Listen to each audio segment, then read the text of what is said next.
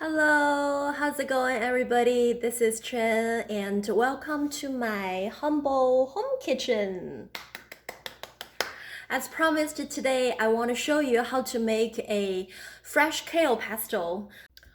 So when it comes to pesto, a lot of people naturally thinking about a basil pesto.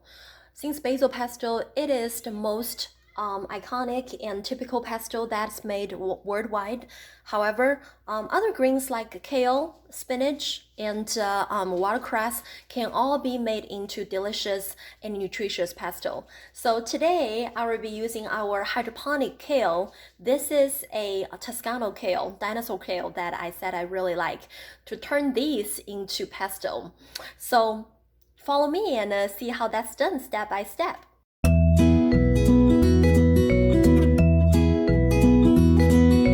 Technically, you can use any kale to make pesto with.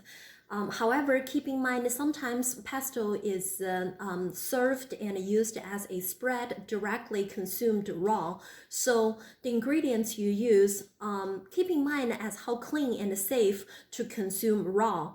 What I'm using here is our own hydroponic kale, which have never been sprayed with any chemicals or pesticides. When you get other greens from the store, you might want to give it a thoroughly rinse to rinse off any residues of the chemicals or pesticides might still be remain on the leaves.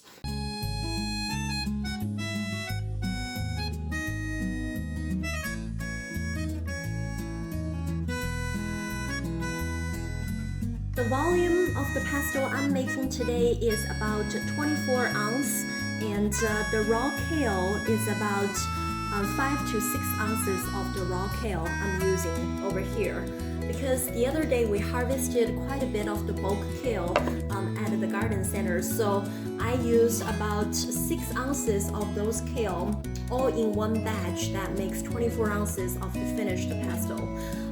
7 ounces kale is about exactly 2 clamshells of the kale that we sell at the store. So no matter what kind of the greens you use, this is the amount of the green I put in each batch of the pesto, which is 6 to 7 ounce, give and take, a little bit more or less. That's gonna turn your final pesto into a less chunky or a little bit more chunky texture.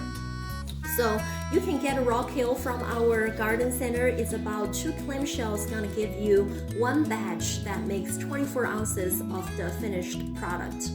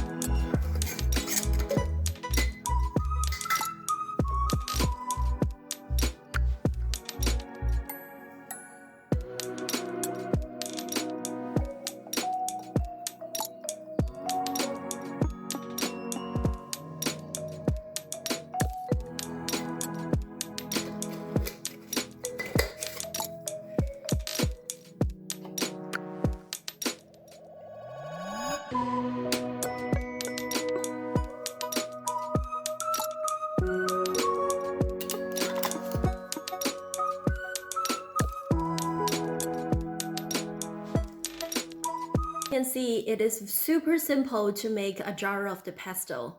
However, the key ingredients, the raw greens you put into the pesto is gonna make the world of the difference as how the final product turns out. I highly encourage you to choose the cleanest, best, and freshest raw kale or any greens that you're gonna put into your pesto to start with. Just because sometimes they are consumed raw, so you want to make sure there's no residues of the chemical or pesticides that remains on the greens you blend it into the pesto. Second is the pesto I make here. The kale pesto is a nut-free version. Traditionally, people tend to put pine nuts or walnuts into their pesto. You can certainly do that as well. Just because there are some people in the family that might be nut allergic, so I didn't put any nuts in my pesto just to be unsafe. But feel free to add any kinds of the nuts you like. It's gonna give the pesto a little bit of more chunky consistency as well as a nutty flavor. Third, feel free to swap out to the cheese. I use Romano cheese in the pesto making just because it has a strong and very distinct cheesy flavor that's gonna add a really nice tone to the final product. However, you can use Parmesan, you can use many different kinds of the grated cheese to replace Romano cheese with, as long as that cheese flavor is gonna stand out in the pesto. That's all to today's kale pesto making. Thank you so much for watching. Next time, I will be making a traditional Fridays basil pesto. With our basil production is up and running again, I will definitely be showing you my recipe of making Friday's beloved basil pesto. If you do like our basil pesto, and you don't have the time and efforts to make your own, we will be making our basil pesto here in the next few weeks. Please stay tuned with us on our social media posting. We'll be taking pre-orders of our basil pesto, so we only make exactly how much that is ordered. Thank you so much for watching. We'll see you next time.